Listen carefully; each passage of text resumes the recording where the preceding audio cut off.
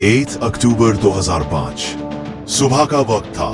लोग स्कूल जा रहे थे, बाजार खुल रहे थे, जिंदगी अपनी रफ्तार में थी। मगर कुछ ही लम्हों बाद जमीन ने ऐसा रूप दिखाया जिसे पाकिस्तान कभी भूल नहीं पाया।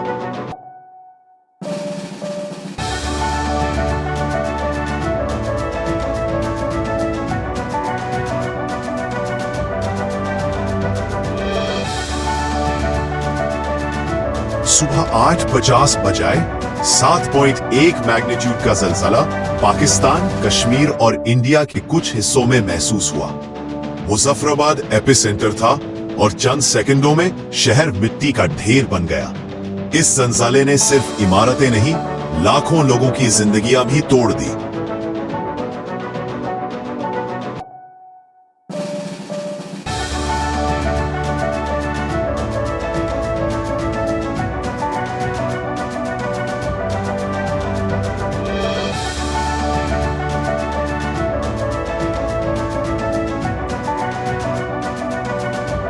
मुजफ्फराबाद, बालाकोट, बाग, इन नामों के साथ आज भी दुख और आंसू जुड़ाए हैं। 80,000 से ज्यादा लोग शहीद हुए और कई लाख लोग बेघर हो गए। स्कूल गिर गए, मसाजिद मिट्टी में मिल गईं, पूरी बस्तियां गायब हो गईं।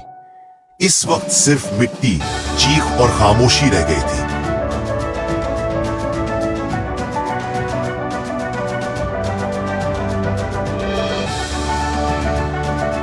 पाकिस्तान आर्मी, वॉलंटियर और दुनिया भर से मददगार पहुंचे। अमेरिका, चाइना, टर्की और कई देशों ने रेस्क्यू टीम्स भेजे, लेकिन रास्ते बंद थे, माउंटेन्स टूट चुके थे, मदद देर से पहुंची। फिर भी हर पाकिस्तानी ने एक दूसरे का साथ दिया। लोग अपने हाथ से पत्थर हटाकर जिंदगियां ढूंढ रहे थे।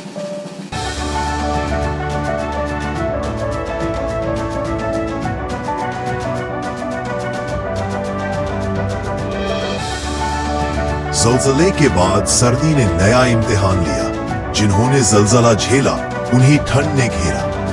बच्चों के पास कपड़े नहीं थे, लोगों के पास छत नहीं थी, लेकिन ये कौम हिम्मत वाली थी। उन्होंने मिट्टी से दोबारा जिंदगी उठाई।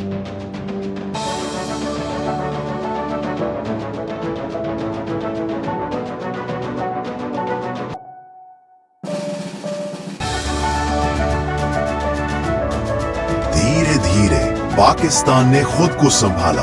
नई इमारतें, नए स्कूल और नए कानून आए ताकि ऐसी तबाही दोबारा न आए। बालाकोट और मुजफ्फराबाद दोबारा खड़े हुए।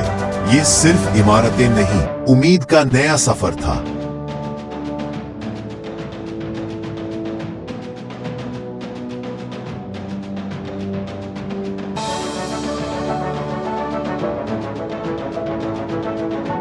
आठ अक्टूबर सिर्फ एक तारीख नहीं, एक याद है जो हमें याद दिलाती है कि जिंदगी कितनी नाजुक है। हमें सीखना है, तैयार रहना है और एक दूसरे का साथ नहीं छोड़ना। उन लोगों के लिए दुआ जिन्होंने अपनी जान दी और उनके लिए फख्र जिन्होंने सब कुछ खोने के बाद भी खुद को खड़ा किया।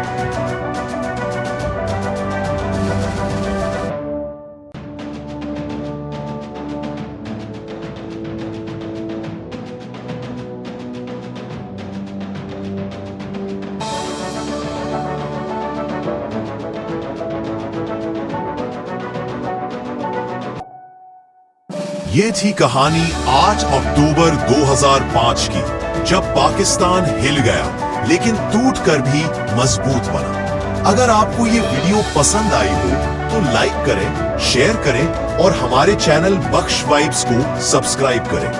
बख्श वाइब्स, जहां हर कहानी दिल से बोली जाती है।